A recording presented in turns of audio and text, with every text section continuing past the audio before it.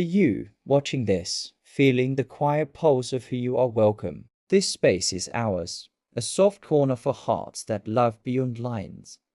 For souls who know the ache of searching. You are not alone in the moments when the world feels too loud or too still.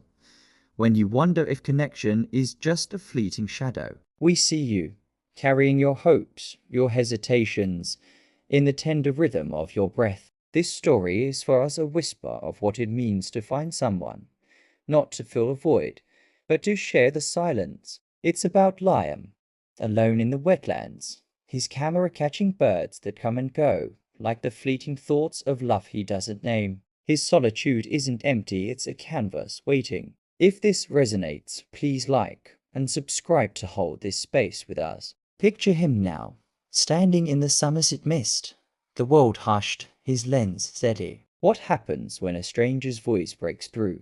Liam stood in the marshy fringes of a Minnesota wetland, his boots sinking slightly into the damp earth. The air carried the faint hum of insects, the occasional call of a red-winged blackbird piercing the stillness. His camera hung heavy around his neck, a familiar anchor. At 32, he'd spent years chasing migratory birds across the upper Midwest, documenting their fleeting paths for conservation journals. His days were solitary, not by choice but by habit, the kind of quiet that settles into your bones. He wasn't lonely in the dramatic sense, just accustomed to his own company, the rhythm of his thoughts blending with the rustle of reeds.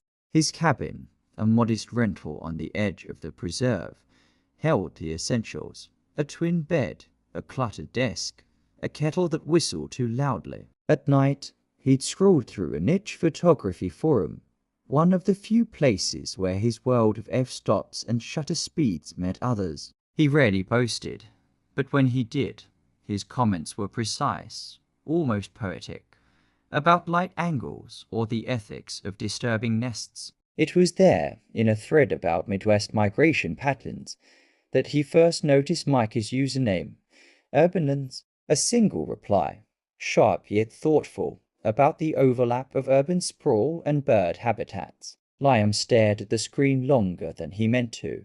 Micah, meanwhile, was 1,200 miles away in Chicago, his mornings a blur of train delays and lukewarm coffee. At 30, he designed public parks for a mid-sized firm, sketching benches and pathways that people would walk without noticing. His apartment, a one-bedroom in Logan Square, felt too big for one person, the echoes of a relationship that had ended a year ago still lingering in the empty space beside his couch. He wasn't heartbroken, not anymore, just drifting, his days filled with deadlines and his nights with takeout and podcasts. The photography forum was a whim, a place to channel his fascination with how spaces shaped behavior, human or otherwise. Liam's comment, articulate and unpretentious, caught his eye. He typed a reply, then hesitated, wondering if it sounded too eager.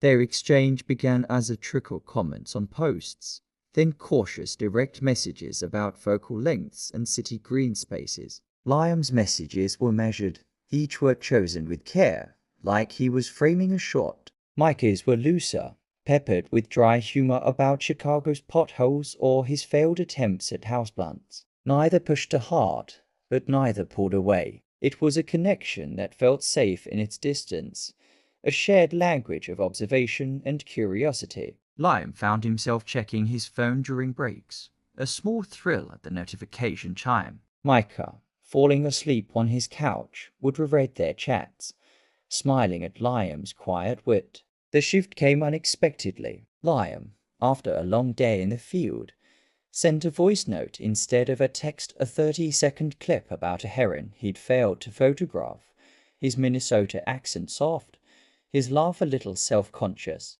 Micah listened to it 3 times, struck by the warmth in Liam's pauses. He sent one back, his voice unsteady, joking about his latest park design being rejected for excessive tree enthusiasm. The voice notes became their ritual, a tether across states, each one a little longer, a little braver. They talked about small things: Micah's hatred of fluorescent lights, Liam's ritual of brewing tea at dawn, but the intimacy was in the cadence, the way they lingered in the silences. The voice notes grew into a rhythm, a pulse that synced their days despite the time zones. Liam would record his in the early morning, the wetlands dawn chorus in the background, his voice low to avoid startling the birds. Micah's came late at night, the hum of Chicago traffic filtering through his window, his tone softening as exhaustion loosened his guard. They shared fragments of their lives, Liam's memory of building forts in his backyard as a kid, Micah's story of sneaking into a rooftop garden to sketch at 16. Neither spoke of love or longing, but the space between their words carried a weight neither acknowledged. Micah was the first to name the shift. One night, after a glass of wine and a particularly long voice note from Liam about a flock of sandhill cranes, he typed, "I looked up flights to Minneapolis today. Just curious." He hit send before he could overthink it, his heart thudding. Liam's reply came hours later, after Micah had given up on sleep. What dates? No hesitation, no deflection, just a question that felt like a door creaking open.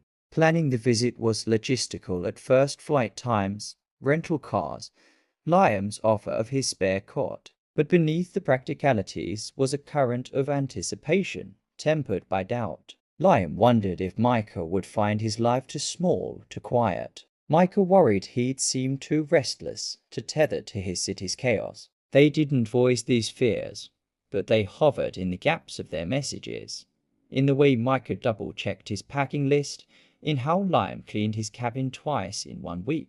Micah's flight landed on a crisp October evening. Liam waited at the airport, his hands stuffed in his jacket pockets, scanning the crowd. Micah emerged, slightly disheveled, his backpack slung over one shoulder. Their greeting was awkward, a half-hug that lasted a beat too long, both unsure where to look. But as they drove to the cabin, the silence wasn't heavy. Micah commented on the flatness of the landscape, Liam on the city's absence of stars. It wasn't poetry, but it was enough to ease them into each other's orbit. That night, they sat on Liam's porch, sharing a thermos of coffee. Micah's knee brushed Liam's as he pointed out a constellation, and neither moved away. The touch was fleeting, but it carried the weight of their months of words. Liam felt a warmth he hadn't expected, a pull to lean closer. Micah, usually quick with a joke, stayed quiet, letting the moment settle. They didn't kiss, didn't need to. The night air, the shared thermos, the brush of skin, it was intimacy in its rawest form, unhurried and unspoken. Liam's cabin, tucked on the edge of a Minnesota wetland, was a study in restrained wooden floors once smooth, a single bookshelf sagging under field guides, a kettle that hissed more than it whistled. Micah's arrival had shifted its air, his backpack by the door and sketch pad on the table marking his presence like footprints in soft earth. At 32, Liam was used to solitude, his days shaped by the predictable rhythms of dawn patrols and shutter clicks. Micah's energy, his quick movements, his habit of humming a key while making coffee felt like a new language, one Liam was both drawn to and wary of. Micah, at 30, carried the city's pulse in his veins, but here, in this quiet, he felt unmoored, his usual confidence fraying at the edges. Their first days together were a careful choreography. Liam rose before dawn, slipping out to photograph the wetlands' early stirrings, a heron's slow stride, a flock of teal scattering across the sky. Micah, still adjusting to the time zone, would wait later, padding around the cabin in borrowed socks, sketching park designs on his tablet. The silence between them wasn't empty but fragile, like a pane of glass waiting for a crack. They met for lunch, sharing peanut butter sandwiches on the porch, their knees brushing under the small table. Micah's laugh, when Liam described a botched photo of a loon, was warm, unguarded, and it lingered in Liam's chest longer than it should have. Intimacy crept in through the smallest gestures. One afternoon, Liam showed Micah how to use his camera, guiding his hands to adjust the lens. Their fingers tangled briefly, and Micah's breath hitched, a sound so soft Liam might have missed it in the city. But here, in the cabin's quiet, it was loud, a pulse of something neither named. That evening, Micah cooked a simple pasta with store-bought sauce.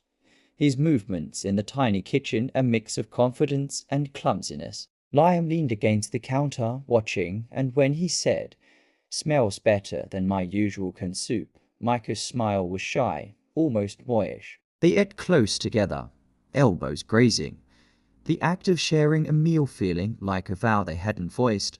But vulnerability brought shadows. Over breakfast one morning, Micah asked, his tone too casual, "Have you ever tried long distance? Like with anyone?" The question landed like a stone in still water. Liam's fork paused, his eyes on his plate. "Have you?" he replied, his voice sharper than intended. They thickened, not with anger, but with fear of wanting too much, of promising what they couldn't deliver. Micah's mind flashed to his last relationship, a slow fade of missed calls and unmet needs. He wondered if Liam saw him as a visitor, someone who'd leave as easily as he'd arrived. Liam, meanwhile, thought of a botanist he'd loved years ago, a man who'd asked him to move to Oregon. Liam hadn't, choosing his wetlands over a shared life, and the guilt of that choice still clung to him. The tension lingered, unaddressed. That afternoon, Micah walked alone along a wetland trail, the path muddy and unfamiliar. He kicked at a stone, his thoughts a tangle of desire and doubt. He wanted to stay, to know Liam beyond voice notes and fleeting visits, but the question of what they were of what they could be felt too big to ask. Back at the cabin, Liam opened a drawer, his fingers brushing a faded photo of that botanist, smiling in a rainforest. He hadn't loved him enough to leave, but with Micah, the pull was different, stronger, and that scared him more than anything. That night, they sat on the porch under a shared blanket, the October air sharp. Micah's hand rested on Liam's knee, not a demand, but a question. Liam's hand covered it, his thumb tracing a slow circle, a quiet answer. They didn't speak of the morning's tension, didn't need to. The stars above were faint, but the warmth between them was enough. A fragile bridge over the fears they hadn't yet named. They went to bed separately, but the space between their cots felt smaller, charged with the possibility of reaching out. Micah's visit stretched into a week, then two. They settled into a rhythm, not seamless but real. Liam would return from the wetlands with mud on his boots. Micah would tease him about it, and they'd laugh over dinner. The cabin felt fuller, not crowded, but the question of what came next lingered, unspoken. Micah's return flight loomed, a date neither mentioned. One evening, they drove to a nearby lake, the water still under a fading sunset. Liam brought his camera, but he didn't use it. Instead, they sat on the shore, skipping stones, their conversation meandering from childhood summers to fears of being forgotten. Micah admitted he felt invisible in his work, designing spaces no one truly saw. Liam confessed he sometimes envied the birds he photographed, their ability to leave without looking back. The admissions weren't grand, but they were raw, each man offering a piece of himself.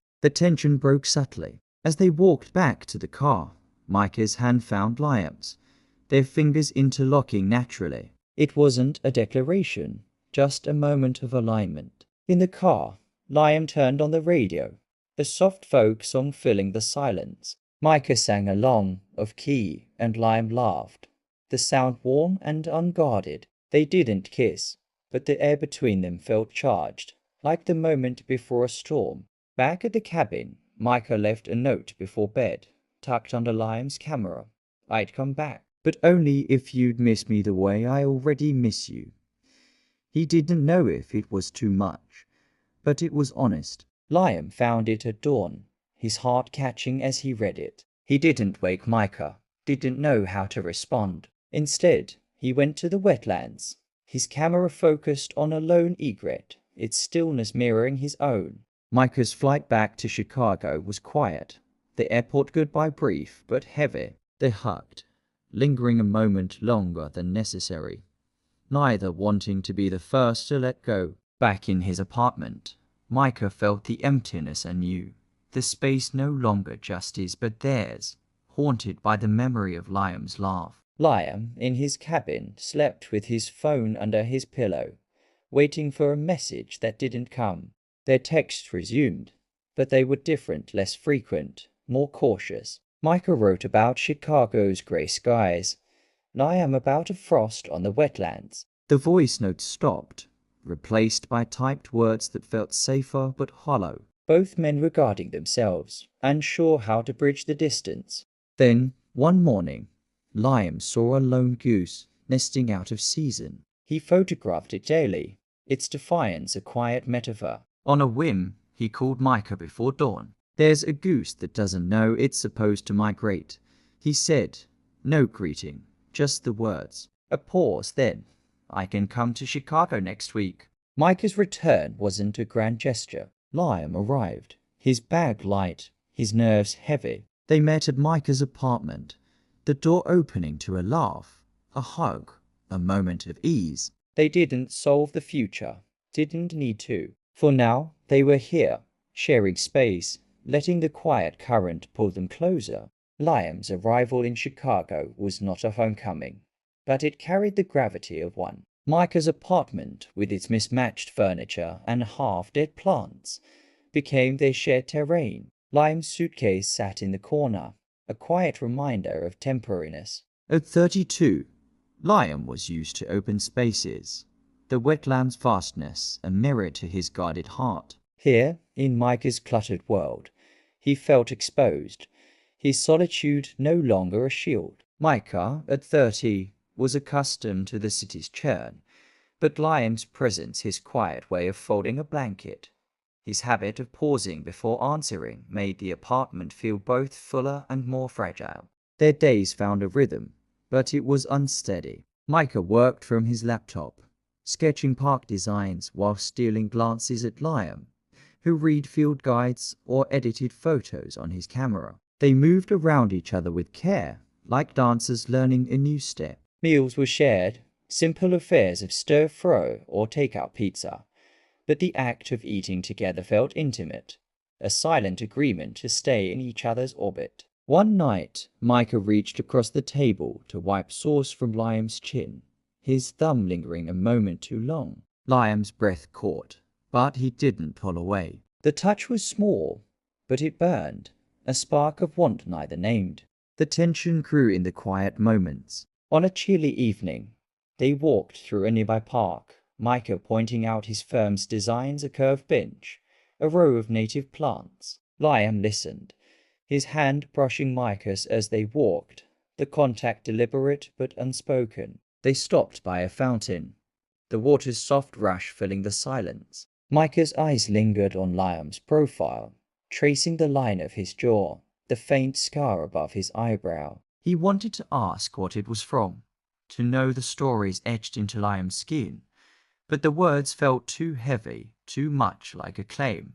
Jealousy flickered, unbidden. Micah noticed Liam's phone light up with a message from someone named Evan, a name from the photography forum. It was nothing, a technical question about lenses, but Micah felt a bang, sharp and irrational. Was Evan someone Liam laughed with, shared voice notes with? He didn't ask, but the question coiled in his chest, a reminder of how little he truly knew Liam's world. Liam, meanwhile, felt a different unease. Micah's ease in the city, his quick banter with a barista, his casual mentions of past flings. Liam wondered if he could ever match that vibrancy, if his quiet life could hold Micah's attention.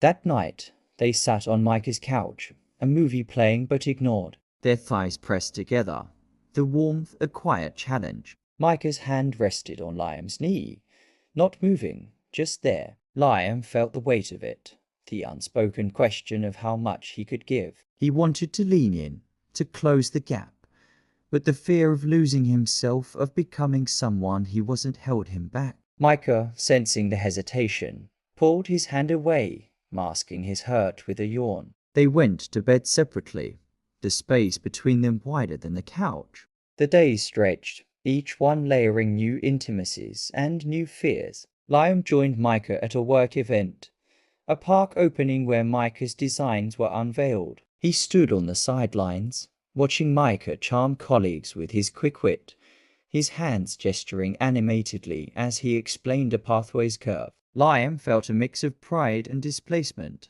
like an observer in a world he didn't belong to. A colleague, a tall man with an easy smile, clapped Micah's shoulder, lingering too long for Liam's comfort. He told himself it was nothing, but the image stuck, a splinter in his thoughts.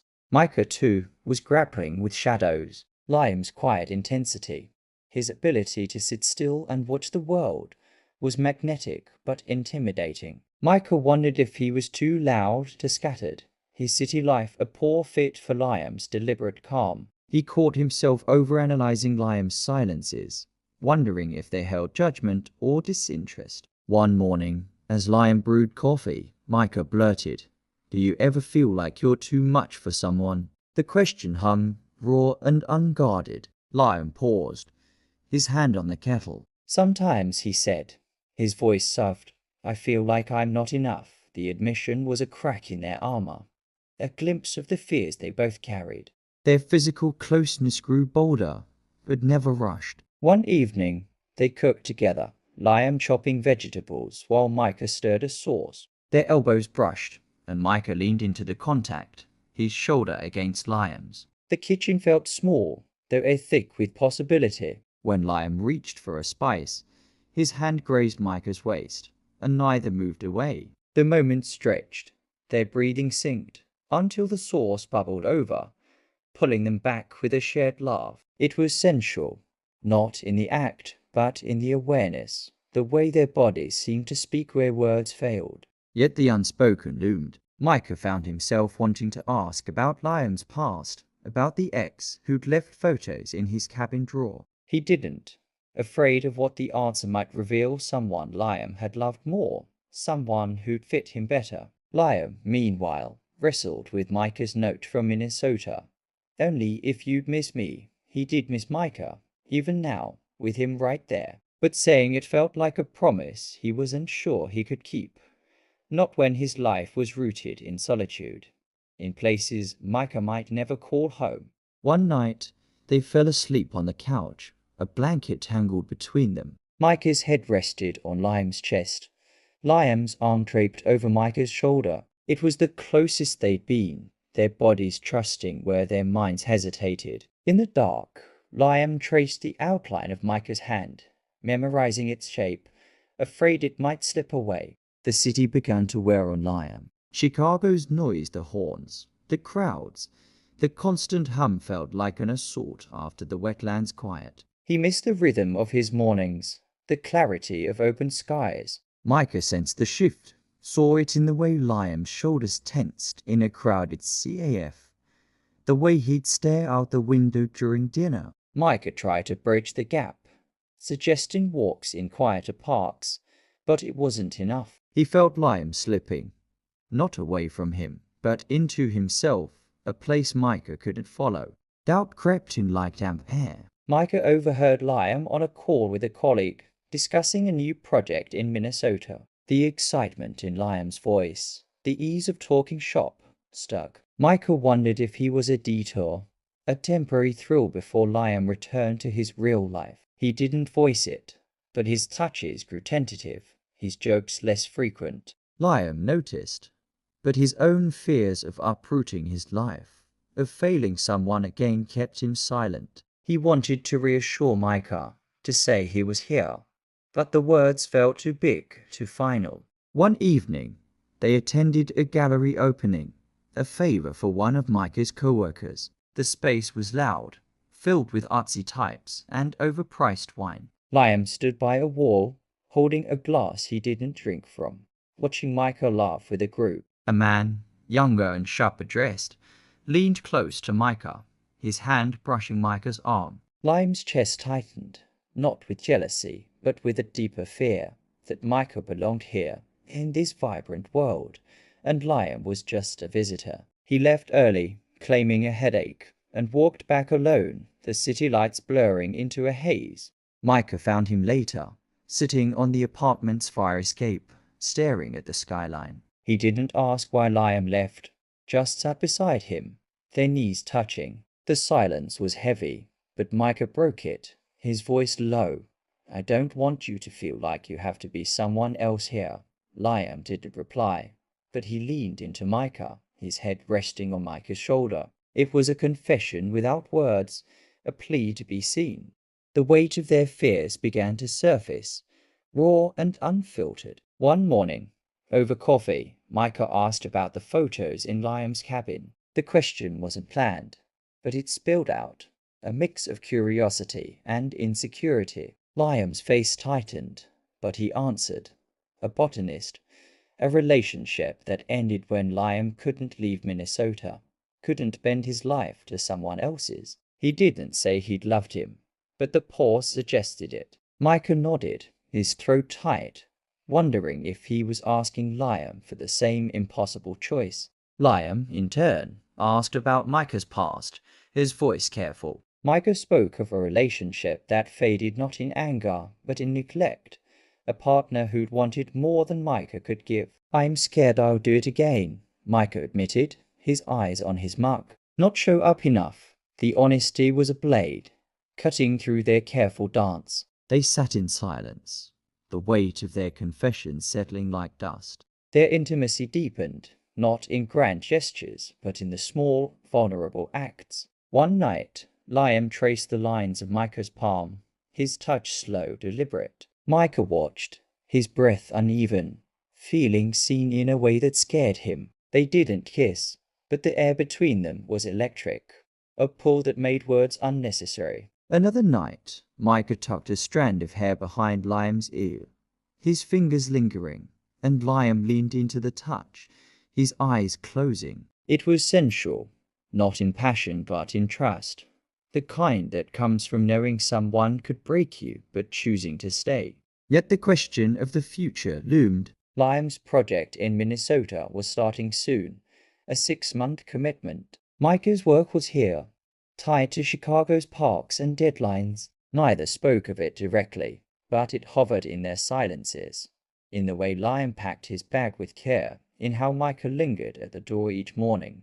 Liam's last week in Chicago was a quiet storm. They moved through their days with a heightened awareness, every touch and glance carrying the weight of an ending. One afternoon, they took a train to Lake Michigan, the water gray and restless. They walked along the shore, the wind biting, their hands linked despite the cold. Micah stopped to pick up a smooth stone, handing it to Liam. "For your collection," he said, his voice light but his eyes heavy. Liam took it, his fingers closing around it like a promise he wasn't sure he could make. That night, they cooked together, a ritual now. Micah's hand rested on Liam's back as he stirred, a touch that felt like home. After dinner, they sat on the floor, backs against the couch, sharing a beer. Liam's head tilted onto Micah's shoulder, and Micah's arm wrapped around him, their bodies fitting in a way that felt both new and inevitable. They didn't speak of love, but it was there, in the way Liam's fingers traced Micah's wrist, in how Micah's breath hitched at the touch. The night before Liam's flight, Micah woke to find Liam on the fire escape, staring at the city. He joined him, the silence thick with everything unsaid. "I don't know how to do this," Liam admitted, his voice barely above a whisper. Micah didn't ask what he meant: distance, love, vulnerability. Instead, he took Liam's hand, holding it tight. "We don't have to know yet," he said, his voice steady despite the ache in his chest. They fell asleep tangled together, not as lovers, but as two people choosing to stay, even if just for now. The morning would come, with its goodbyes and uncertainties, but in that moment, they were enough. Liam's return to Minnesota felt like slipping into an old skin, familiar but tight. The wetlands welcomed him with their unchanging rhythm-torn mist, the call of a distant loon, the weight of his camera in his hands. At 32, he'd built a life here, one of quiet purpose. But Micah's absence was a new kind of silence, sharper, more insistent. His cabin, once a sanctuary, now felt incomplete, The empty cot where Micah had slept, a reminder of what he'd left behind in Chicago. He checked his phone too often, hoping for a voice note, a text, anything to bridge the 1,200 miles between them. Micah, back in his Logan Square apartment, felt the city's pulse differently now. The trains, the coffee shops, the deadlines, they were the same, but he moved through them with a new restlessness. At 30, he was used to filling his days with work, but the memory of Liam's steady presence, his quiet laugh, the way he'd trace a map with his finger clung to him. Their texts were regular but careful, like stepping around broken glass. Micah wrote about a new park project. Liam sent photos of a frost-covered marsh. The words were warm, but the warmth felt borrowed, fading with each passing day. The triggering event came without warning. Micah's firm offered him a promotion and lead role on a major urban renewal project in Seattle. It meant more responsibility, a chance to shape a city's green spaces, but also a move, a new life 1,700 miles from Chicago, even farther from Liam. The offer sat on his desk, a single sheet of paper that felt heavier than it should. He didn't tell Liam right away, unsure how to frame it, afraid of what it would mean to admit he was considering it. Instead, he sent a voice note, his voice light but strained, joking about a coworker's bad taste in coffee. Liam listened, sensing the unspoken, his chest tightening with a familiar fear not of losing Micah, but of holding him back. That night, Liam called, his voice low against the hum of crickets. He didn't ask about the strain in Micah's tone, but he shared a story of a heron he'd photographed, one that kept returning to the same spot despite the season's shift. "It's like it's waiting for something," he said, and the pause that followed was heavy, a question neither could voice. Micah wanted to tell Liam about Seattle, to ask if they could make it work, but the words caught in his throat. Instead, he said, "I miss your coffee," and the simplicity of it hurt more than a confession. Their physical distance mirrored an emotional one. Liam spent longer hours in the wetlands, his camera a shield against the ache in his chest. Micah threw himself into work, sketching designs late into the night. The Seattle offer a constant shadow. They were both running, not from each other, but from the vulnerability of wanting something they couldn't define. The intimacy they'd built, those quiet touches, the shared blankets were still there, but it felt fragile, like a thread stretched thin. Micah finally told Liam about the Seattle offer during a late-night video call, his face lit by the glow of his laptop. He laid it out plainly, the job, the move, the chance to build something lasting. Liam listened, his expression unreadable, his hands folded in his lap. The wetlands outside his window were dark, the only sound the faint rustle of wind. He wanted to say he was happy for Micah, but the words felt like betrayal. Instead, he asked, "When do you have to decide?" And the question carried a weight neither expected. Micah felt the distance in Liam's voice, a coolness that wasn't anger, but something worse, resignation. He wanted to reach through the screen, to hold Liam's hand, to promise they could figure it out. But his own fears stopped him. What if Liam didn't want to try? What if this, whatever it was just a moment, not a future? Liam, meanwhile, was wrestling with his own ghosts. The botanist from years ago had asked him to move, to bend, and Liam hadn't. The choice had preserved his life, but left a scar, a fear that love always meant losing something, himself or the other. The call ended with no resolution, just a quiet agreement to talk again soon. Micah sat in his apartment, the city's hum a dull roar, and felt a pang of longing so sharp it was physical. He traced the edge of a sketch, a park designed with a bench like the one he and Liam had sat on, and wondered if he was building a life he didn't want. Liam, alone in his cabin, opened the drawer with the botanist's photo, then closed it without looking. He didn't want to live in the past, but the future felt like a cliff's edge. The next day, Micah sent a package to Liam, a small, smooth stone from Lake Michigan, the one he'd given him during their walk. He included a note, I don't know what I am doing, but I know I don't want to stop this.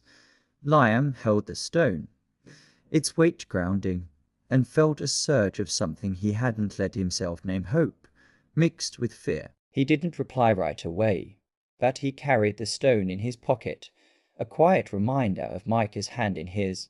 Their communication faltered, not from anger, but from caution. Liam's texts grew shorter, Micah's voice notes less frequent. They were both protecting themselves, but the distance only sharpened their longing. One night, Micah walked to the lake alone, the wind cold against his face, and admitted to himself that he loved Liam not in a cinematic way, but in the quiet, aching way of wanting someone's presence in your everyday. Liam, photographing a lone goose at dawn, realized he was imagining Micah beside him, pointing out the bird's awkward grace. The realization was a jolt, a truth he couldn't unsee.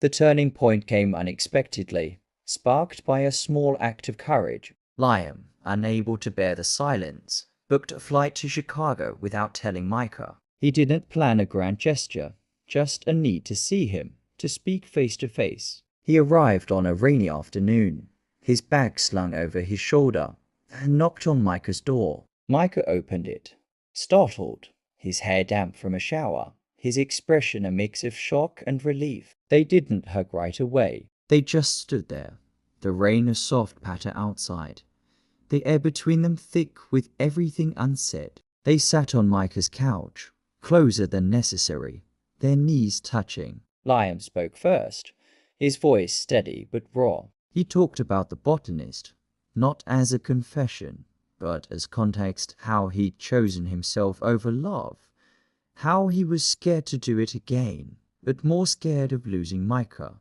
Micah listened, his hands clasped to keep them still, and then admitted his own truth.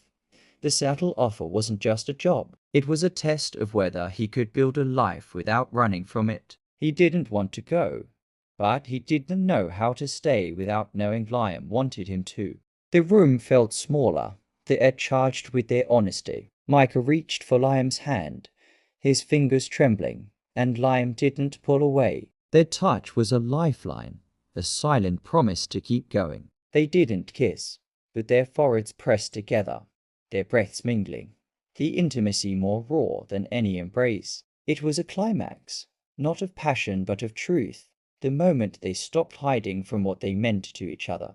That night, they cooked together, a ritual that felt like home. Micah's hand rested on Liam's back as he chopped. Liam leaned into the touch, their movements a quiet dance. They ate in silence, not from tension but from trust, the kind that comes from seeing someone's cracks and staying anyway. Later, they sat on the fire escape, the city sprawling below, and Liam said, "I don't know how to do this, but I want to try." Micah's smile was small, vulnerable, and he nodded, his hand finding Liam's again.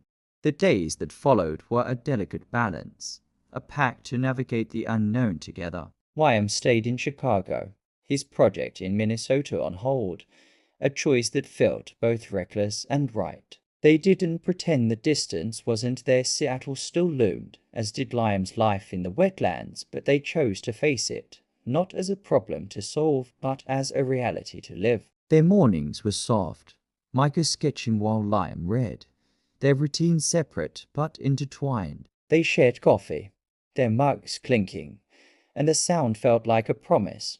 But the world pushed back. Micah's firm pressed for a decision on Seattle, their emails polite but insistent. Liam's colleague called, asking when he'd return to the wetlands, the project needing his expertise. The pressure wasn't dramatic, just the steady drip of life's demands, forcing them to confront what they were building. Micah felt the weight of ambition, the fear that saying no to Seattle meant saying no to himself. Liam felt the pull of his roots, the wetlands a part of him he couldn't abandon. They didn't fight, but their silences grew heavier, each man wrestling with what sacrifice might mean. Their intimacy became their anchor. One evening, they walked through a quiet park, the leaves crunching underfoot. Micah stopped to trace a tree's bark, his fingers lingering, and Liam watched, struck by how Micah saw beauty in the ordinary. He stepped closer, his hand brushing Micah's, and they stood there, the park empty, the air cold, but their warmth shared. Another night, they fell asleep on the couch, Liam's head on Micah's chest, Micah's fingers in Liam's hair. The closeness wasn't a solution, but it was enough to keep them grounded. Pride and heartbreak mingled. Micah attended a local queer art event, Liam at his side, and they stood close, their shoulders touching, aware of the eyes that noticed but didn't judge. It was a small act of being seen, of claiming their place together, but it carried the ache of knowing it might not last. They didn't speak of love, but it was there, in the way Liam tucked a scarf around Micah's neck, in how Micah's hand lingered on Liam's wrist. The climax of their story wasn't a resolution, but a choice. Micah turned down the saddle offer, not for Liam, but for himself, realizing he wanted to build something where he was, with Liam in the picture. He told Liam over breakfast, his voice steady, his eyes searching. Liam listened, his coffee untouched, and felt a rush of relief mixed with fear. He didn't want Micah to stay out of obligation, but the thought of him leaving had been a weight he couldn't shake. Liam, in turn, proposed a compromise, not a grand move, but a plan to split time between Minnesota and Chicago. It wasn't perfect, but it was honest, a way to honor both their lives. They talked it through, not as a contract, but as a shared hope, their hands linked on the table. The conversation was raw, filled with the messiness of queer love, longing for connection, fear of losing oneself, pride in choosing each other despite the odds. They spent their last day together in Chicago walking the lakefront, the water calm under a grey sky. They didn't hold hands, but their shoulders brushed, their steps in sync. Micah pointed out a gull. Its flight erratic, and Liam smiled, his camera still but his eyes alive. They didn't know what the future held, distance, compromise, the risk of heartbreak, but they chose to walk toward it together. Their love a quiet current, steady and unhurried. The evening ended on Micah's fire escape, the city's lights a soft blur. Liam leaned against Micah, his head on his shoulder, and Micah's arm wrapped around him, their breaths visible in the cold. It wasn't a fairy tale, but it was theirs, a love built not on certainty, but on the courage to stay, to let the horizon remain open. The decision to split time between Minnesota and Chicago felt like a fragile pact, a bridge built on trust but untested by weight. Liam returned to his wetlands, the familiar damp of the marshes crowning him. But the rhythm of his days now carried Micah's echo, the memory of his laugh, the warmth of his hand. At 32, Liam was no stranger to solitude, but this solitude was different, laced with longing that made the quiet ache. Micah, in Chicago, moved through his days with a new purpose, his sketches for park projects bolder, as if pouring himself into work could hold the shape of their shared future. At 30, he was learning to trust the steadiness of his choice to stay, but doubt lingered, a shadow that grew in the silence of their long-distance nights. Their communication was a lifeline, but it frayed. Voice notes gave way to texts, then calls spaced further apart. Liam sent photos of a frozen marsh. Micah shared a sketch of a new plaza, but the messages felt like placeholders, not promises. The distance wasn't just miles, it was the unspoken fear that their lives might not align, that love might not be enough to bridge the gap. Liam's cabin, once a haven, now felt too small, the walls pressing in with the weight of what he hadn't said, that he loved Micah, that he was terrified of losing him. The crisis came quietly, as real crises often do. Liam's sister, Claire, called from Minneapolis, her voice tight with concern. Their father, a stoic man who'd never fully understood Liam's life, had been diagnosed with early-stage cancer. Claire wanted Liam home for a family meeting, a chance to rally together. She didn't know about Micah, not really, just vague mentions of a friend in Chicago. Liam hadn't come out to his father, not in the explicit way that names a partner, alive. The thought of bringing Micah into that space, of explaining who he was, felt like stepping onto a fault line. He didn't tell Micah about the call. Not yet, but the weight of it settled in his chest, a secret that widened the distance between them. Micah, unaware, was facing his own pressure. His mother, visiting from Ohio, noticed his distraction, the way he checked his phone during dinner. She asked gently but pointedly if he was seeing someone, if he was happy. Micah deflected, saying it was just work, but her question stirred a deeper unease. He'd come out years ago, but his family's acceptance was polite, not warm, a surface-level nod that avoided the details of his life, telling them about Liam, about a man he loved, who lived in another state, whose life might not fit theirs, felt like inviting judgment he wasn't ready to face. He didn't tell Liam about the conversation, but it lingered, a quiet betrayal of a mission. Their next call was strained, the silence heavier than usual. Micah mentioned a new project deadline. Liam spoke of a rare bird sighting, but the words were hollow, a performance of normalcy. They both felt the fault line, the unspoken questions. Could they bring each other into their worlds? Could love survive the weight of family, distance, and the lives they'd built apart? Liam drove to Minneapolis, the 2-hour trip a blur of snow-dusted roads and half-formed thoughts. His father's diagnosis was treatable, but the family meeting was a reminder of the TIs that bound him, TIs that didn't know Micah, that might never understand him. Claire, practical and kind, asked about Liam's life, her questions skirting the edge of his silence. He mentioned Chicago, a trip, a friend, but the word Micah stuck in his throat, a truth too raw to share. He felt like a coward, not for hiding his identity, but for hiding the man who'd become his anchor. Back at the cabin, he stared at his phone, wanting to call Micah but unsure what to say. Micah, meanwhile, was unraveling in Chicago. His mother's visit stretched into a week, her presence a constant reminder of the gap between who he was and who she saw. She spoke of grandchildren, of settling down, her words laced with an expectation Micah couldn't meet. He wanted to tell her about Liam, to say he'd found someone who made the world feel bigger, but the words felt like a confession he didn't owe. Instead, he smiled, changed the subject, and felt a piece of himself shrink. When his mother left, the apartment was too quiet, the silence a mirror of the one growing between him and Liam.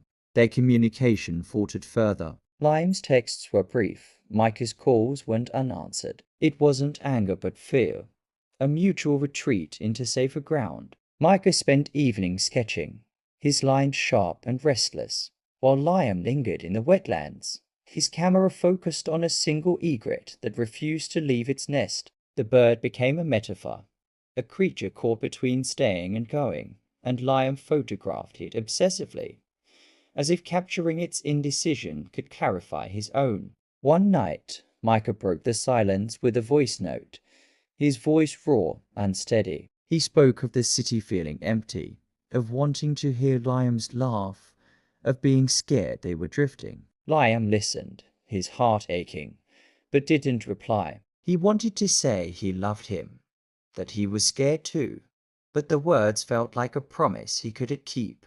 Not with his father's illness, his family's expectations, the life he'd built alone. The silence that followed was a betrayal, not intentional but real, and it cut deeper than any argument.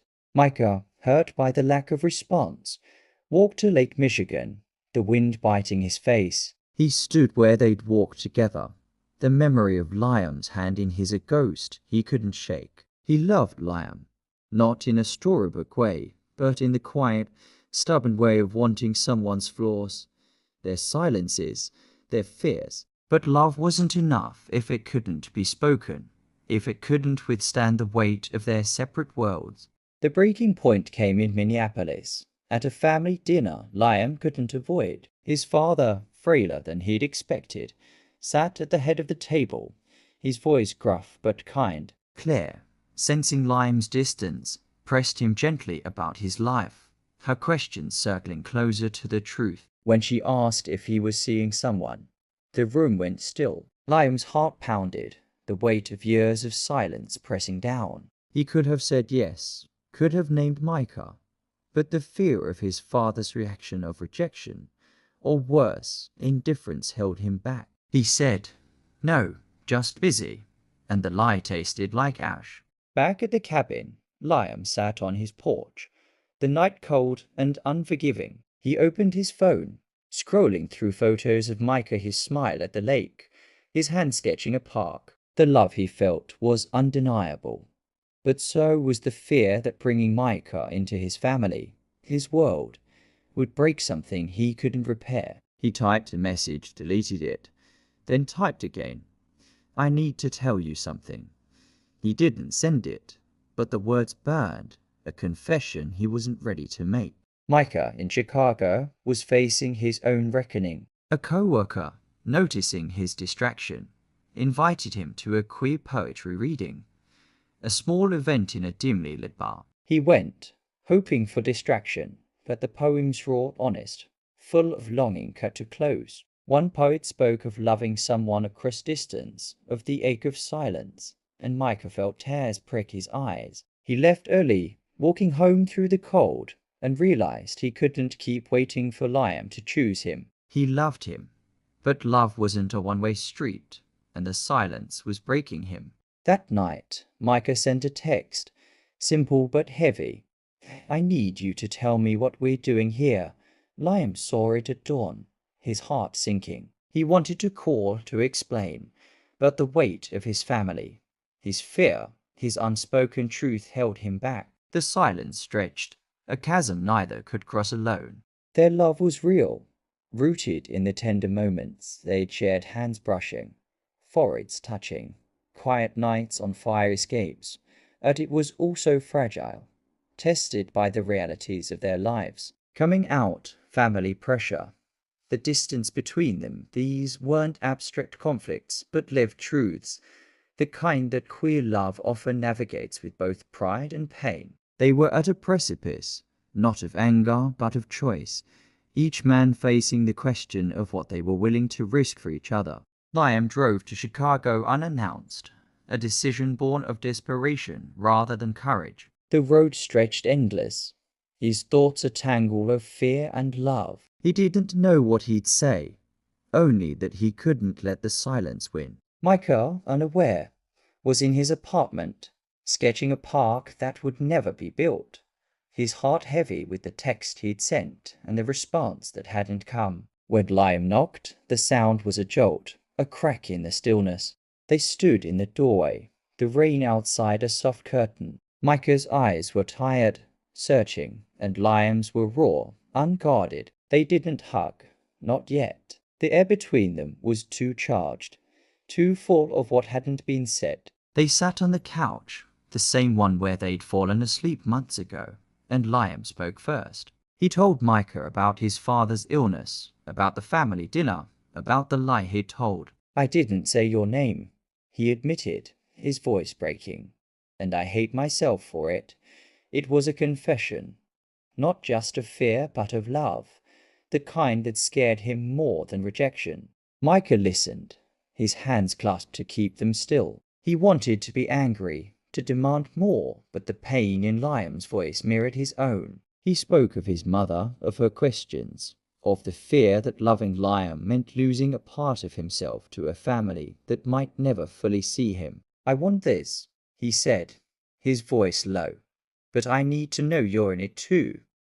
The words were a challenge, not an ultimatum, but they carried the weight of their shared vulnerability. They didn't resolve everything that night. They didn't kiss or fall into each other's arms. Instead, they sat close, their shoulders touching, and let the silence be honest for once. Liam's hand found Micah's, their fingers interlocking, a gesture that felt like a vow. They talked until dawn, not about solutions, but about truths, their fears, their hopes, the messy beauty of loving someone who doesn't fit neatly into your world. It was a reckoning, not with answers, but with the courage to keep asking.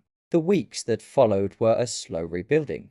Not of a perfect love, but of a real one. Liam returned to Minnesota, but the distance felt different now. Less like a chasm and more like a road they could travel. They made plans, small but deliberate, a weekend in Chicago, a week in Minnesota, a rhythm that honored both their lives. Liam told Claire about Micah, not with grand declarations, but with quiet honesty. Her nod a small victory. Micah called his mother, mentioning Liam's name for the first time. Her pause a hurdle, but not a wall. Their love wasn't loud, but it was steadfast. They shared moments that carried the weight of their journey, a voice note from Liam about a sunrise, Micah's sketch of a wetland-inspired park sent in the mail. One evening, during a visit to Chicago, they walked the lakefront, the water calm under a winter sky. Micah's hand slipped into Liam's, their fingers cold but steady. They didn't speak of forever, but the way Liam's thumb traced Micah's palm, the way Micah leaned into him, said enough. The story didn't end with a ring or a move, but with a choice to stay present. They sat on Micah's fire escape, the city humming below, and Liam said, "I'm here," his voice soft but sure. Micah smiled, his head resting on Liam's shoulder, and they watched the horizon, not as a destination, but as a shared view. Their love was human, flawed, and beautiful, an anchor in the now, strong enough to hold against the tides of distance, fear, and time. Liam and Micah settled into their rhythm of split lives, a delicate dance between Minnesota's wetlands and Chicago's urban sprawl. At 32, Liam found comfort in the marsh's predictability, the way the dawn light filtered through reeds, that his thoughts were often elsewhere, tethered to Micah's voice across the miles. Micah, now 30, moved through his city with a quieter confidence, his park design sharper, as if Liam's presence had steadied his hand. Their weekends together, whether in the cabin's stillness or the city's hum, were anchors, moments where their hands brushing over a shared coffee mug or a late-night laugh felt like enough. But the distance, though manageable, was not invisible. Their calls, once daily, became every few days, not from disinterest, but from the weight of lives pulling in different directions. Liam's father's treatment was progressing, but it demanded his presence in Minneapolis. Family dinners where Micah's name was mentioned, but not explored. Micah's work was thriving, a new project tying him to Chicago's rhythm, but late nights at the office left less time for voice notes, for the intimacy they'd built in stolen moments. The strain showed in small ways. Liam, editing photos in his cabin, lingered on one of Micah laughing by Lake Michigan, the memory bittersweet. He wondered if their love could hold against the slow erosion of time apart. Micah, sketching in his apartment, found himself drawing a wetland trail, and not to Liam's world, but the act felt like grasping at something slipping away. Neither spoke of it directly, but the silence between their words grew heavier, a space where doubt crept in. One evening, during a Chicago visit, they walked through a quiet park Micah had designed. The air was crisp, the trees bare, and their steps were slow, deliberate. Micah pointed out a bench he'd fought to include,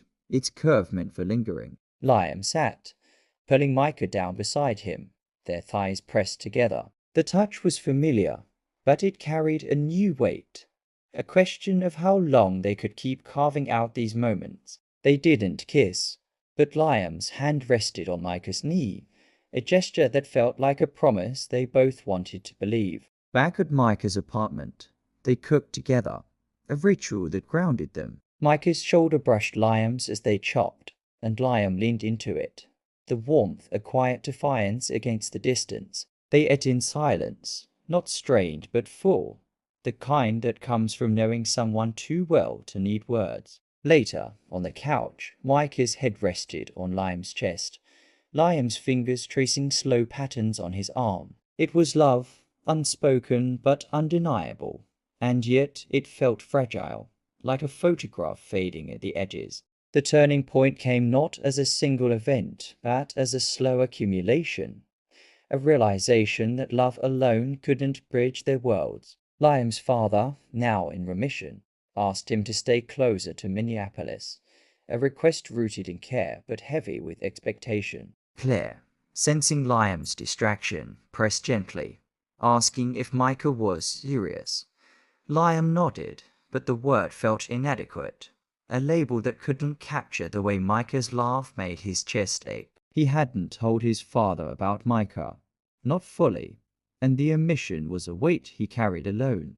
Micah, meanwhile, faced his own crossroads. His firm offered him a chance to lead a project in Chicago, a permanent role that would root him deeper in the city. It was everything he'd worked for, but it meant committing to a life that might not have room for Minnesota's quiet trails. He didn't tell Liam right away, afraid of what it would mean to choose between his career and their love. Instead, he sent a text, light but laced with longing. "Miss your hands on a camera."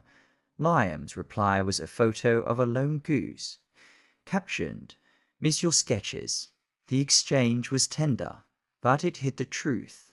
They were both standing at the edge of a choice. Their next visit in Minnesota was marked by a quiet intensity. Liam took Micah to the wetlands at dawn, the air cold and sharp. They stood side by side, Liam's camera still, Micah's sketchpad unopened. The silence was a language of its own, full of what they couldn't say. That love was real but not simple, that wanting each other wasn't the same as fitting into each other's lives. Micah's hand found Liam's, their fingers cold but steady, and for a moment the world was just them, the marsh, the soft call of a bird overhead. That night, in the cabin, they sat by a small fire, the crackle filling the gaps in their conversation. Micah spoke first, his voice low, about the Chicago offer. He didn't ask Liam to move, didn't demand a plan, but the question hung between them.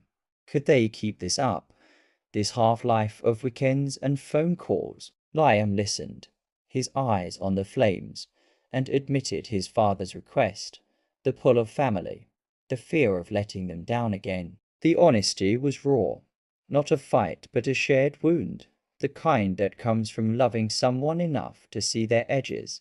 They fell asleep tangled on the couch, Liam's arm around Micah, Micah's breath warm against his neck. The closeness was a refuge, but it couldn't erase the choices waiting outside the cabin's walls. They were at a precipice, not of anger or betrayal, but of life's quiet insistence that love must coexist with everything else. The fracture came not in a dramatic clash, but in a moment of clarity, fragile and inevitable. Liam, back in Minneapolis for a family gathering, found himself watching his father laugh, a sound he hadn't heard in months. The joy was a reminder of what he'd stayed for, but it also sharpened the ache of Micah's absence. He wanted to call, to share the moment, but his phone stayed silent, the weight of his unspoken love too heavy to carry across states. He realized, sitting at the dinner table, that he couldn't ask Micah to wait forever, not when his own life was so tethered to this place. Micah, in Chicago, was grappling with his own truth. The project offer was a dream, but accepting it felt like closing a door on Liam, on the possibility of a shared life. He walked to the lakefront, the same path they'd taken together, and stood where Liam had handed him a stone. The memory was vivid. Liam's shy smile, the warmth of his hand, but it felt distant, like a photograph he could only hold, not live in. He loved Liam, not in a way that demanded everything, but in a way that made everything else feel incomplete. They met in Chicago, a planned weekend that carried the weight of an ending. They didn't speak of it directly, but the air was thick with it. Every touch a question, every glance a confession. They walked through Micah's park, the bench they'd sat on now dusted with snow. Liam's hand brushed Micah's, a gesture so familiar it hurt, and Micah didn't pull away. They sat, the cold seeping through their coats, and let the silence speak. Liam's shoulder pressed against Micah's, a quiet anchor, but it wasn't enough to hold them together. That night, they cooked, their movements slow, deliberate. Micah's hand lingered on Liam's waist as he passed. Liam's breath caught at the touch. They ate in near silence, the clink of forks a soft rhythm. Later, on the fire escape, Micah spoke, his voice barely above a whisper. "I don't want to lose you, but I don't know how to keep this." Liam nodded, his eyes on the city lights, and said, "I don't either." It wasn't a breakup, but it was an acknowledgement, a recognition that love could be real and still not enough. They slept close, their bodies curled together, not as lovers escaping reality, but as two people holding onto what they built, even as it slipped away. The night was tender raw, a moment of love that didn't promise forever, but didn't deny it either. The decision to part wasn't spoken, but it settled between them like dusk. Liam returned to Minnesota, Micah stayed in Chicago, and their communication became a ritual of care rather than connection. Texts about small things, a bird sighting, a new sketch kept them tethered, but the tether was thin, stretched by the lives they were choosing. Liam accepted a long-term project in the wetlands, a commitment that felt like a return to himself. Micah took the Chicago project, pouring his heart into designs that would outlast him. They were proud of each other, but pride was a cold comfort against the ache of absence. Their last visit was in Minnesota, a quiet farewell disguised as a weekend. The cabin felt different, the air heavy with memory. They walked the wetland trails, Liam pointing out a heron's nest, Micah sketching it in quick, sure lines. Their hands brushed, but they didn't hold on, the gesture too painful for what it meant. They cooked together, shared a blanket by the fire, and sat in silence, not out of anger, but out of respect for what they'd been. Micah left a note before he left, tucked under Liam's camera. "You'll always be my favorite view."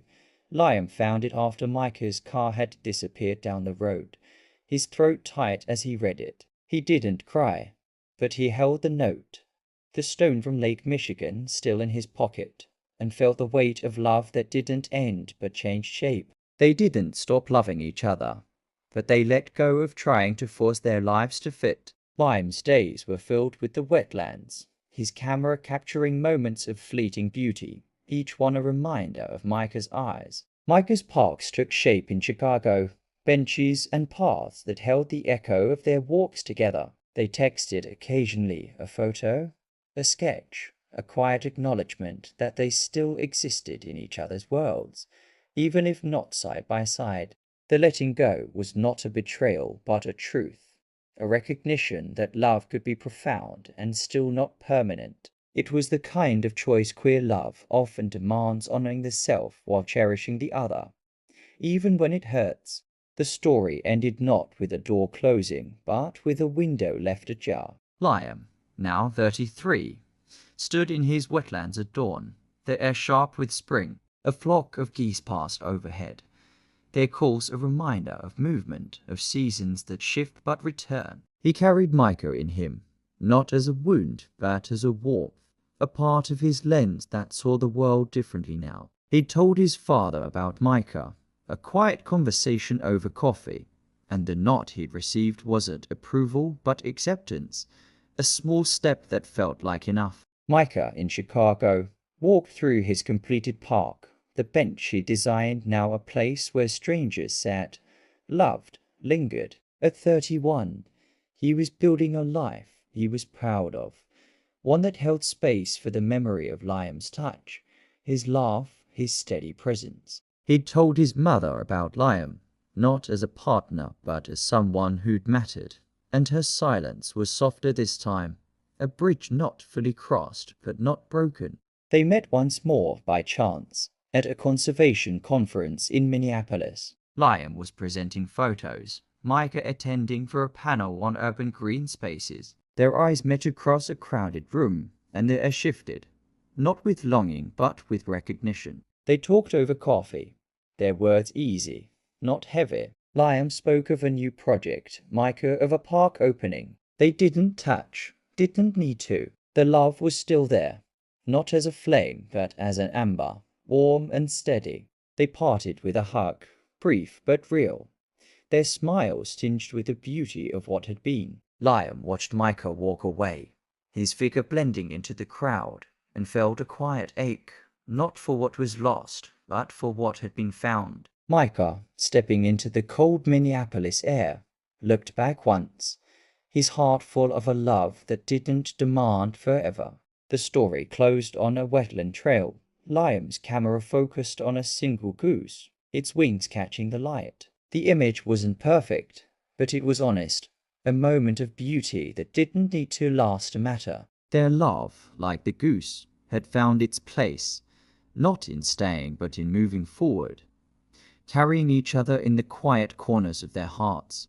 To everyone who lingered with Liam and Micah's story, thank you for watching, for letting their quiet love settle into your heart. This journey, its tender touches, its unspoken fears mirrors the ache and beauty so many of us carry in loving bravely, in finding our place within a world that doesn't always see us. To gay men, to the broader LGBTQ+ family, your hopes and heartbreaks are woven into these moments, a shared pulse of longing for connection that endures. If their story stirred something in you, please like the video, subscribe to join us for more, and share it with someone who might find themselves in these silences. Leave a comment what resonated, what echoed your own path. If you feel moved to support these stories, there's a PayPal link below, offered with gratitude, no pressure. Liam and Micah's love,